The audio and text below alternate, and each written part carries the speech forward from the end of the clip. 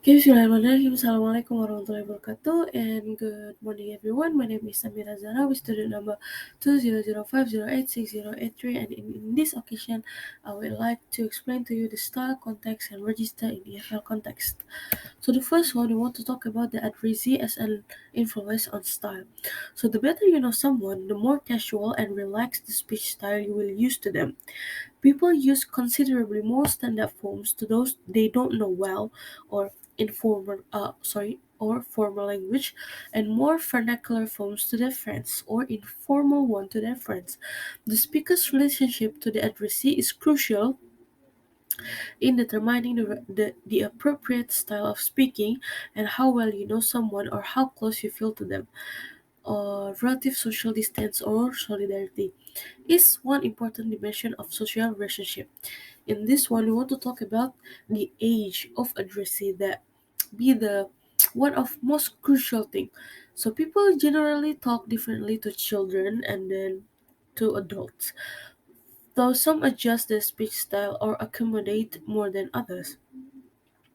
Talking to younger brothers and sisters, even 3-year-olds, have been heard using sing-song intonation and baby talk words like doggy, which they no longer use themselves. Most of the sentences in a letter to the child are short and grammatically simple, whereas there are more complex sentences in a letter to the adult with more subordinate. The next one, we want to talk about the accommodation theory.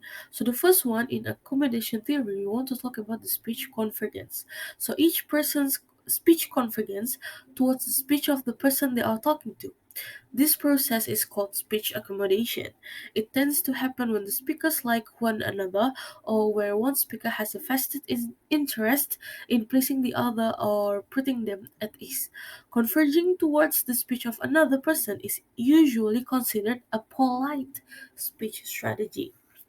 The next one, we want to talk about the how do speakers accommodate.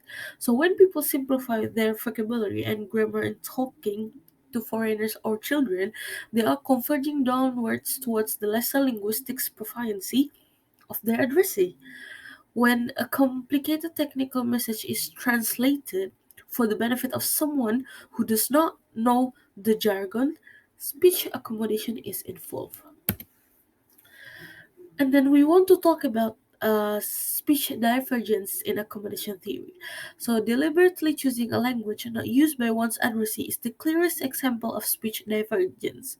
Giving a speech in minority language to an audience made up largely of majority group monolinguals is another example of linguistically divergent behavior.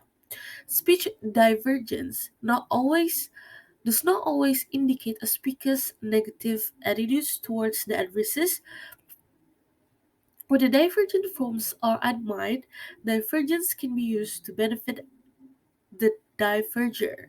A small difference, such as a slight foreign accent, provided it is one which is viewed favorably, can be appealing. The next one is stylization. When someone goes beyond their usual or normal ways of speaking and behaving and engage in a high or strong performance of some sort, the term stylization is useful. The most obvious examples of stylization are found in the speech of comedians and singers who perform to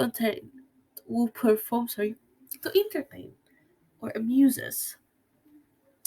Stylization can draw on any aspect of language. A stylized performance may involve features of particular regional accent, or stigmatized vernacular grammatical features, or very formal grammar, or very erudite vocabulary, or high pitch, or a distinctive intonation pattern. The last one in accommodation theory, we want to talk about the accommodation problems. So it is possible to overdo convergence and offend listeners. Over-convergent behavior may be perceived as patronizing and ingratiating, as psychopathic, or even as evidence that the speaker is making fun of others. Listeners also react differently to different types of convergence.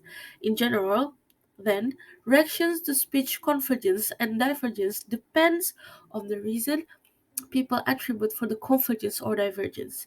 If divergence is perceived as unavoidable, for instance, then the reaction will be more tolerant than what it is considered deliberate. Deliberate divergence will be heard as uncooperative or antagonistic. The next one, we want to talk about the context, style, and class. The first one is formal context and social rules. Although a powerful influence on the choice of style, the characteristics of the addresses are not the only relevant factors. The choice of appropriate form is influenced not by the personal relationship between the participants, but by the formality of the context and the relative roles and status within the setting. People's roles in this formal context strongly influence the appropriate speech forms. The next one, we want to talk about the different style within an interview. So, in an interview between two strangers, we would expect the interviewee to use a relatively careful style of speech. As a result, the number of instances of standard variants used in these style was considerably higher than in the careful interview style. Or, to put it another way, speakers use fewer vernacular forms in these styles. The basis for the distinction, between the styles was the amount of attention people were paying to the speech. In a situation which involved two strangers, an interview schedule of questions to be answered, and a recording device as another member of the audience, it was relatively easy to elicit more formal styles. And the next one is the interaction of social class and style.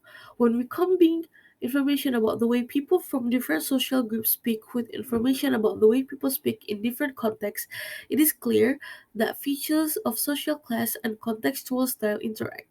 A low frequency of vernacular pronunciation or a higher frequency of standard pronunciation may therefore signal that the speaker belongs to a high social class or indicate that they are speaking in a formal context or both.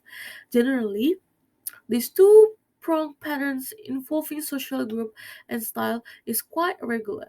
The speech of each social group remains in the same relationship to other groups, whatever the style. The next one, we want to talk about the hypercorrection. So, the higher the social class you belong to, the more post-vocalic you pronounce. And the formal the context, the more often you pronounce post-vocalic regardless of your social class. Hypercorrect usage goes beyond the norm. It involves extending a form beyond the standard. The linguistic features that signal their group membership are quite different from the linguistic features which are responses to the social context they are speaking in. The next one, I want to talk about the style in non-Western societies.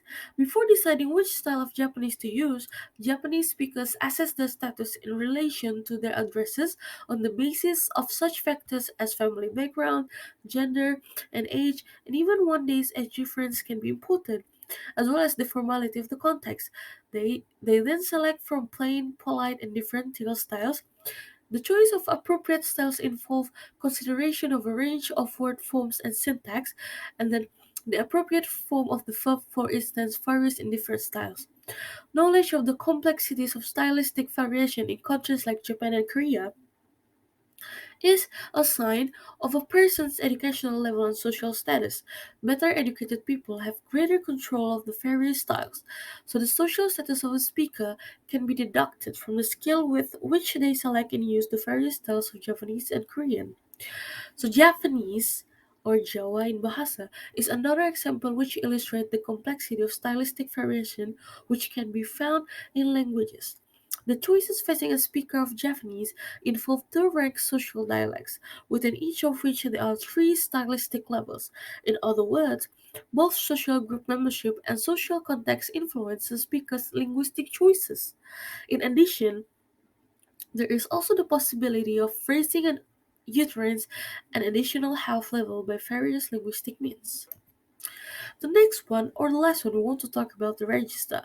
So it could be described as an occupational style. Styles are often analyzed along a scale of formality, as in the sample from social dialect research discussed above. Registers, on the other hand, when they are distinguished from styles, tend to be associated with particular groups of people or sometimes specific situation of use. In sports announce talk or when people describe sporting event, the language they use is quite clear and distinguishable from language used in other contexts. The most obvious distinguishing feature is generally the vocabulary. Well, I think that's all for me, and thank you guys for watching. And assalamualaikum warahmatullahi wabarakatuh. Bye bye.